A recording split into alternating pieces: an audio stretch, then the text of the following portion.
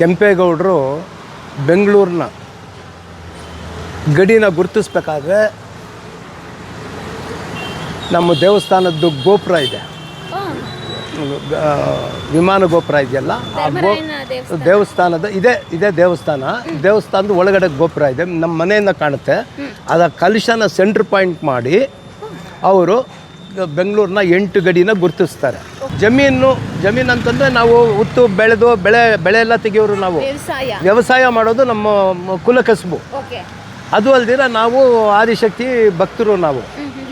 ಅದೇ ತರಕ ಅದಕ್ಕೆ ಕರಗದ ರೂಪದಲ್ಲಿ ಆ ಮಹಾತಾಯಿ ಬಂದು ನಮ್ಮ ಇದರಲ್ಲಿ ಕರಗ ನೋಡ್ತಾರೆ.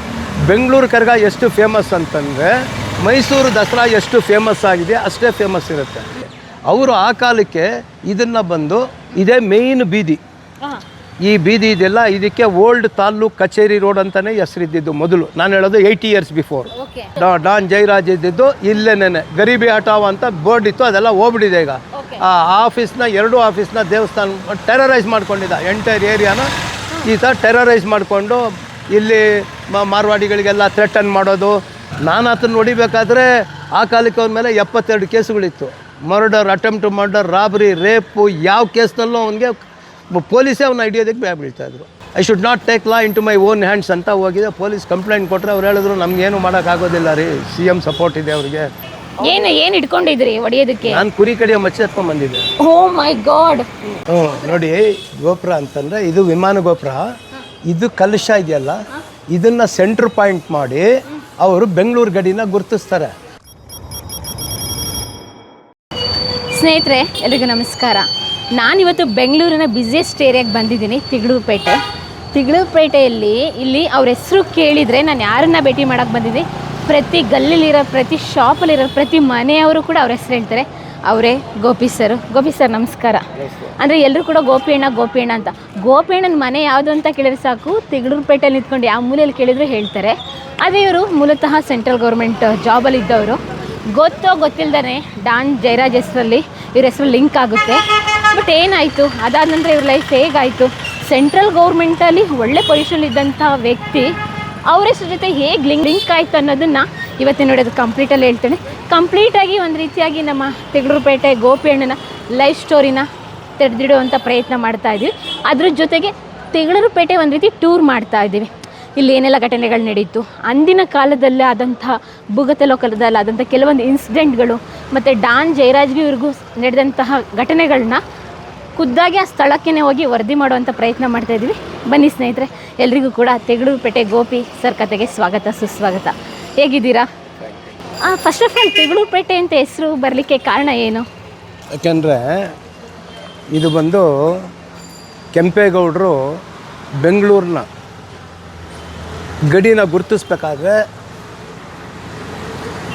ನಮ್ಮ ದೇವಸ್ಥಾನದ್ದು ಗೋಪುರ ಇದೆ, ವಿಮಾನ ಗೋಪುರ ಇದೆಯಲ್ಲ, ಆ ದೇವಸ್ಥಾನದ ಇದೇ ದೇವಸ್ಥಾನದ ಒಳಗಡೆ ಗೋಪುರ ಇದೆ, ನಮ್ಮ ಮನೆಯಿಂದ ಕಾಣುತ್ತೆ. ಅದ ಕಲಶನ ಸೆಂಟ್ರ್ ಪಾಯಿಂಟ್ ಮಾಡಿ ಅವರು ಬೆಂಗಳೂರಿನ 8 ಗಡಿನ ಗುರುತಿಸ್ತಾರೆ. ಓಕೆ, ಇದು ಸೆಂಟ್ರ್ ಪಾಯಿಂಟ್. ಇದು ಈ ದೇವಸ್ಥಾನದ ಗರ್ಭಗುಡಿ ಸೆಂಟ್ರ್ ಪಾಯಿಂಟ್. ಓಕೆ, ಅದನ್ನ ಸೆಂಟ್ರ್ ಪಾಯಿಂಟ್ ಮಾಡಿ ಗುರುತಿಸ್ತಾರೆ. ಇವಾಗ ಅದು ಗೋಪುರನೇ ಕಾಣಿಸಲ್ಲ ಅನ್ಕೊಳ್ತೀನಿ ನಮಗೆಲ್ಲ. ಅಲ್ಲ, ಇದು ಕಟ್ಟಿದ್ದಾರೆ, ಒಳಗಡೆ ಗೋಪುರ ಇದೆ. ಗೋಪುರ ಅಂತಂದ್ರೆ ನಮ್ಮ ದೇವಸ್ಥಾನದ್ದು ಗೋಪುರ, ದೇವಸ್ಥಾನದ್ದು ಗರ್ಭಗುಡಿದು ಗೋಪುರನ, ಅದನ್ನ ಆ ಕಲಶನ ಸೆಂಟ್ರ್ ಪಾಯಿಂಟ್ ಮಾಡಿ ಅವ್ರೇನು ಮಾಡ್ತಾರೆ, ಗಡಿನ ಗುರುತಿಸ್ತಾರೆ 8 ದಿಕ್ಕುಗೂ. ಹಂಗಾರೆ ಈ ಟೆಂಪಲ್ ಆವಾಗಲೇ ಕಟ್ಟಿದ್ದ? ಅದಕ್ಕೆ ಮೊದಲಿಂದ ಇದ್ದಿದ್ದು ಇದು. ಓ, ಹಂಗಾರೆ ಎಷ್ಟು ವರ್ಷಗಳಾಗಿದೆ? 800 years ಇರ್ಬೋದು. ಓಕೆ, ಇದಿರ್ಬೋದು. ಆವಾಗ ಅವ್ರೇನು ಮಾಡ್ತಾರೆ ಅಂತಂದರೆ ಪ್ರತಿ ಒಂದೊಂದು ಜನಾಂಗಕ್ಕೂ ಒಂದೊಂದು ಏರಿಯಾನ ಗುರುತಿಸ್ತಾರೆ. ಆ ಕಾಲದಲ್ಲೇ ಅಬೌಟ್ 550 years ಬಿಫೋರು ಅವ್ರೇನು ಮಾಡ್ತಾರೆ, ನಾವೆಲ್ಲ ದೇವಸ್ಥಾನದ ಇದು ನಾವು ಜಮೀನು ಕೆಲಸಗಳು ಮಾಡ್ತೀವಿ ನಾವು ಅಂತ ಹೇಳಿ ನಮಗೆ ತಿಗಳರು ಅಂತ ಹೇಳಿ ಇದನ್ನು ಗುರುತಿಸ್ತಾರೆ. ಪಕ್ಕದಲ್ಲಿ ಕುಂಬಾರಪೇಟೆ ಅಂತ ಇರುತ್ತೆ, ಅವರು ಮಡಿಕೆ ಮಾಡೋರಿಗೆ ಅವ್ರಿಗೆ ಒಂದಿರುತ್ತೆ. ಇಲ್ಲಿ ಮೇಲ್ಗಡೆ ನೇಗೇರ್ಪೇಟೆ ಅಂತ ಇರುತ್ತೆ, ಅವರು ಬಟ್ಟೆ ನೇಯೋರಿಗೆ. ಹೀಗೆ ಆ ಕಾಲಕ್ಕೇ ಒಂದೊಂದು ಜನಾಂಗಕ್ಕೆ ಒಂದೊಂದು ಲೊಕ್ಯಾಲಿಟಿನ ಮಾಡಿರ್ತಾರೆ.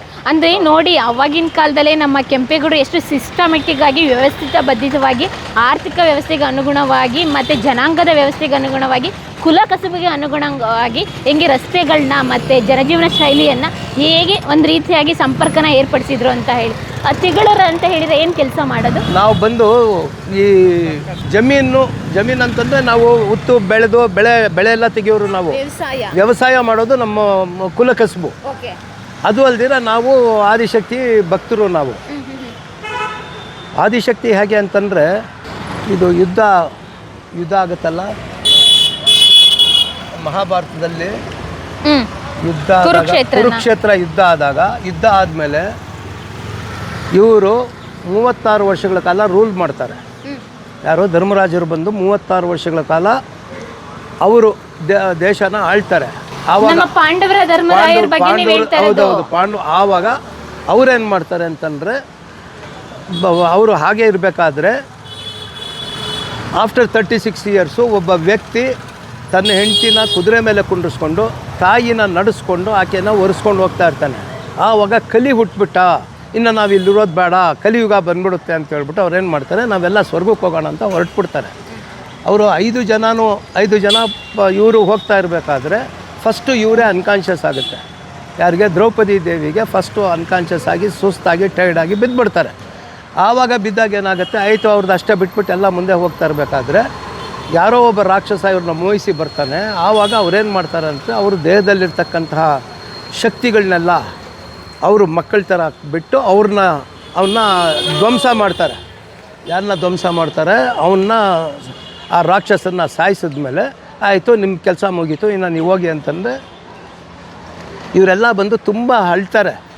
ನೀನು ನಮ್ಮನ್ನೆಲ್ಲ ಸೃಷ್ಟಿ ಮಾಡಿಬಿಟ್ರೆ ಹೋಗ್ಬಿಟ್ರೆ ಹೇಗಮ್ಮ ಅಂತ ಕೇಳಿದಾಗ ಅವ್ರೇನು ಮಾಡ್ತಾರೆ, ಆವಾಗ ಆಯಿತು ಹಂಗಾರೆ ವರ್ಷಕ್ಕೊಂದು ಸಾರಿ ಚೈತ್ರ ಮಾಸದಲ್ಲಿ ನಾನು 3 ದಿವಸ ಬಂದು ನಿಮ್ಮ ಇದರಲ್ಲಿ ಇರ್ತೀನಿ ಅಂತ ಹೇಳ್ತಾರೆ. ಅದೇ ತನಕ ಅದಕ್ಕೆ ಕರ್ಗದ ರೂಪದಲ್ಲಿ ಆ ಮಹಾತಾಯಿ ಬಂದು ನಮ್ಮ ಇದರಲ್ಲಿ ಕರ್ಗ ನೋಡ್ತಾರೆ. ಬೆಂಗಳೂರು ಕರ್ಗ ಎಷ್ಟು ಫೇಮಸ್ ಅಂತಂದರೆ ಮೈಸೂರು ದಸರಾ ಎಷ್ಟು ಫೇಮಸ್ ಆಗಿದೆ ಅಷ್ಟೇ ಫೇಮಸ್ ಇರುತ್ತೆ. ನಮ್ಮ ಕರ್ಗಕ್ಕೆ ಕಡಿಮೆ ಅಂದರೆ 10 ರಿಂದ 15 ಲಕ್ಷ ಜನ ಸೇರ್ತಾರೆ ಒಂದು ವರ್ಷದಲ್ಲಿ. ಇದು ಬೆಂಗಳೂರು ಕರ್ಗಕ್ಕೆ. ಅವರು ಆ ಕಾಲಕ್ಕೆ ಇದನ್ನು ಬಂದು ಇದೇ ಮೇಯ್ನ್ ಬೀದಿ. ಈ ಬೀದಿ ಇದೆಲ್ಲ ಇದಕ್ಕೆ ಓಲ್ಡ್ ತಾಲ್ಲೂಕು ಕಚೇರಿ ರೋಡ್ ಅಂತಲೇ ಹೆಸರಿದ್ದಿದ್ದು ಮೊದಲು. ನಾನು ಹೇಳೋದು 80 ಇಯರ್ಸ್ ಬಿಫೋರ್. ಅದಾದಮೇಲೆ ನಗರಪೇಟೆ ಮೇನ್ ರೋಡ್ ಅಂತ ಬಂತು. ಅದಾದಮೇಲೆ ಬಂದು ಇವಾಗ ಧರ್ಮರಾಯ ಸ್ವಾಮಿ ದೇವಸ್ಥಾನದ ಬೀದಿ ಅಂತ ಮಾಡಿದ್ದಾರೆ. ಇವಾಗ ಇಲ್ಲಿ ಈ ದೇವಸ್ಥಾನದ ಪ್ರೆಮಿಸಸ್ನಲ್ಲೇ ಜಯರಾಜ್ ಅನ್ನೋ ವ್ಯಕ್ತಿ ಬಂದು ಇಲ್ಲೇ ಗರೀಬಿ ಔಟ್ ಆಫೀಸ್ ಅಂತ ಓಪನ್ ಮಾಡಿಕೊಂಡು ಈ 2 ಆಫೀಸ್ಗಳಲ್ಲಿ ದೌರ್ಜನ್ಯ ಮಾಡ್ಕೊಂಡು ಇದ್ದಿದ್ದು. ಡಾನ್ ಜಯರಾಜ್ ಇದ್ದಿದ್ದು ಇಲ್ಲೇನೆ. ಗರೀಬಿ ಹಟಾವ್ ಅಂತ ಬೋರ್ಡ್ ಇತ್ತು, ಅದೆಲ್ಲ ಹೋಗ್ಬಿಟ್ಟಿದೆ ಈಗ. ಆ ಆಫೀಸ್ನ 2 ಆಫೀಸ್ನ ದೇವಸ್ಥಾನ ಟೆರರೈಸ್ ಮಾಡ್ಕೊಂಡಿದ್ದ. ಎಂಟೈರ್ ಏರಿಯಾನ ಈ ಥರ ಟೆರರೈಸ್ ಮಾಡಿಕೊಂಡು ಇಲ್ಲಿ ಮಾರ್ವಾಡಿಗಳಿಗೆಲ್ಲ ಥ್ರೆಟನ್ ಮಾಡೋದು, ಅವರಿಂದ ದುಡ್ಡುಗಳು ವಸೂಲಿ ಮಾಡೋದು. ಆ ಕಾಲಕ್ಕೆ ಒಂದು 20 ಲ್ಯಾಕ್ ರುಪೀಸ್ವರೆಗೂ ವಸೂಲಿ ಮಾಡಿಬಿಟ್ಟಿದ್ದ. ಇಲ್ಲಿ ಎಲ್ಲರೂ ಭಯ ಬೀಳ್ತಾಯಿದ್ರು. ಎಷ್ಟೋ ಜನ ಮನೆಗಳೆಲ್ಲ ಮಾರ್ಕೊಂಡು ಹೋಗ್ಬಿಟ್ಟಿದ್ದಾರೆ. ಇಲ್ಲಿರೋ ಈ ಬಿಲ್ಡಿಂಗ್ ನೋಡಿ ಇವತ್ತು ಎಷ್ಟು ಕೋಟಿಗೆ ಹೋಗುತ್ತೋ. ಈ ಬಿಲ್ಡಿಂಗ್ ಮಾಲೀಕ ಬಂದು ಇದನ್ನು ಕೇವಲ 1.5 ಲಕ್ಷಕ್ಕೆ ಮಾರೋದಕ್ಕಿದ್ದ. ಇದು ಎದುರುಗಡೆ ಆಫೀಸು. ಏನು ಇವರು ಯಾವಾಗಲೂ ಕುಡಿಯೋದು ಮಾಡೋದು, ಇವ್ರನ್ನ ಯಾರು ಏನು ಮಾತಾಡ್ಸೋರೇ ಇರೋಕ್ಕಿಲ್ಲ. ನಾನು ಆತನ ನೋಡಿಬೇಕಾದ್ರೆ ಆ ಕಾಲಕ್ಕೆ ಅವ್ರ ಮೇಲೆ 72 ಕೇಸುಗಳಿತ್ತು. Murder, attempt murder, robbery, rape, ಯಾವ ಕೇಸ್ನಲ್ಲೂ ಅವನಿಗೆ ಪೊಲೀಸೇ ಅವನ್ನ ಹಿಡಿಯೋದಕ್ಕೆ ಭಯ ಬೀಳ್ತಾಯಿದ್ರು. ಆ ಥರ ಸಿಚುವೇಷನಲ್ಲಿ ಅವನ್ನ ಟ್ಯಾಕಲ್ ಮಾಡೋದು ತುಂಬ ಕಷ್ಟ ಇತ್ತು. ಆದರೆ ನಮಗೆ honour is more important than life to me ಅಂತ ಹೇಳ್ತಾರೆ. ನಮ್ಮನ್ನು ಬಂದು ಏನೋ ಅಟ್ಯಾಕ್ ಮಾಡಿದ್ದಕ್ಕೆ ನಾನು ಹೋಗಿ I should not take law into my own hands ಅಂತ ಹೋಗಿದೆ. ಪೊಲೀಸ್ ಕಂಪ್ಲೇಂಟ್ ಕೊಟ್ಟರೆ ಅವ್ರು ಹೇಳಿದ್ರು ನಮಗೇನು ಮಾಡೋಕ್ಕಾಗೋದಿಲ್ಲ ರೀ, CM ಸಪೋರ್ಟ್ ಇದೆ ಅವ್ರಿಗೆ, ನೀವು ಭಾಳ ಪವರ್ಫುಲ್ ಅಂತಾರೆ, ನೀವು ಏನು ಮಾಡ್ತೀರ ಮಾಡಿ ಅಂದರು. ಆವಾಗ ಇದೇ ಜಾಗದಲ್ಲಿ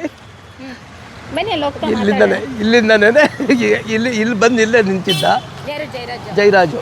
ಅವನು ಇನ್ನು ಕೆಲವರೆಲ್ಲ ಇಲ್ಲೇ ನಿಂತಿದ್ದರು.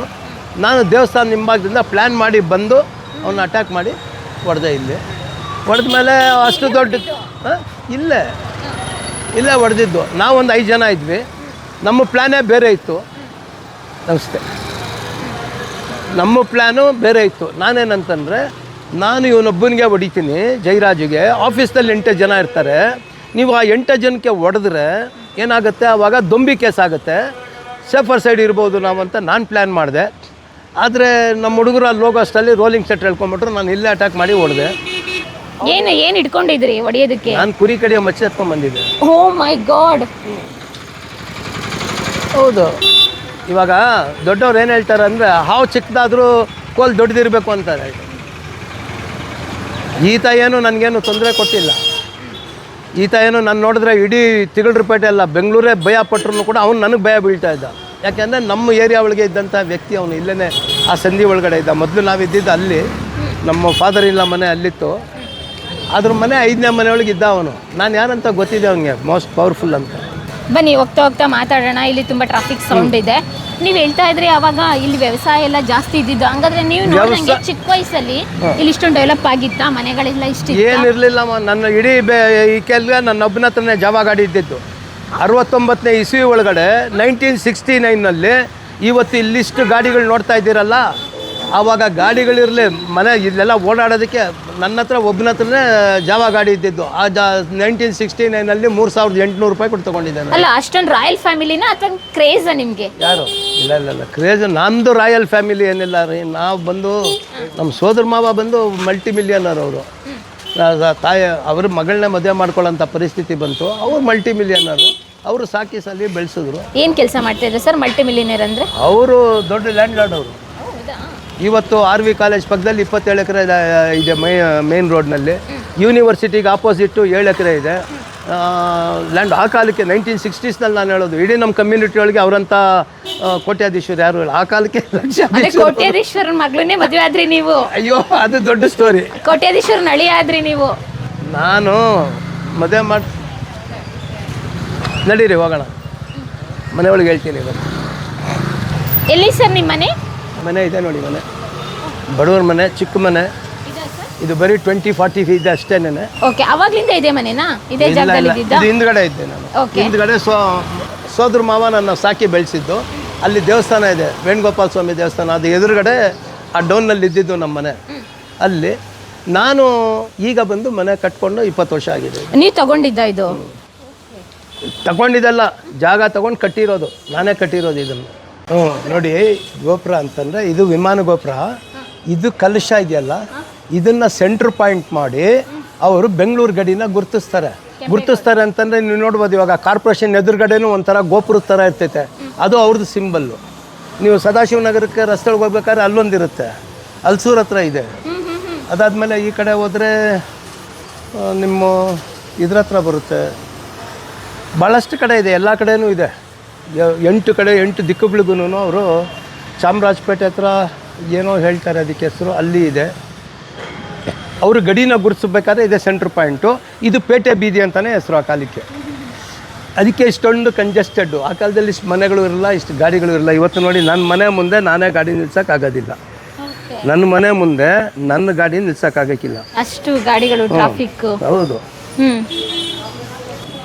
ಪ್ರಿಯ ವೀಕ್ಷಕರೇ, ನಾವು ತೋರಿಸುತ್ತಿರುವ ಇತಿಹಾಸದ ಕಥೆಗಳು ಕನ್ನಡದ ಕಲೆ, ಸಾಹಿತ್ಯ, ಸಂಸ್ಕೃತಿ, ಜನಜೀವನ, ಇತಿಹಾಸ ಸೃಷ್ಟಿಸಿದ ಜನಸಾಮಾನ್ಯರ ಅಸಾಮಾನ್ಯ ಕಥೆಗಳು ನಿಮಗೆ ಇಷ್ಟ ಆಗಿದ್ಯಾ? ಹಾಗಿದ್ರೆ ವಿಡಿಯೋ ನೋಡಿ ಸುಮ್ಮನಾಗ್ಬೇಡಿ, ಶೇರ್ ಮಾಡಿ, ಸಪೋರ್ಟ್ ಮಾಡಿ, ನಮ್ಮೊಂದಿಗೆ ಜೊತೆಯಾಗಿ. ಇದು ನೀವೇ ಬೆಳೆಸಿದ ನಿಮ್ಮ ನೆಚ್ಚಿನ ಡಿಜಿಟಲ್ ಮಾಧ್ಯಮ. ಇನ್ಮುಂದೆ ನಿಮಗಾಗಿ ಇನ್ನಷ್ಟು ವಿನೂತನ ಶೈಲಿಯಲ್ಲಿ ಬರಲಿದೆ. ನೈತಿಕ ಬೆಂಬಲದ ಜೊತೆಗೆ ಆರ್ಥಿಕ ಬೆಂಬಲ ನೀಡಿ. ನಿಮ್ಮ ಬೆಂಬಲವೇ ನಮಗೆ ಪ್ರೇರಣೆ, ಸ್ಫೂರ್ತಿ ಕೂಡ.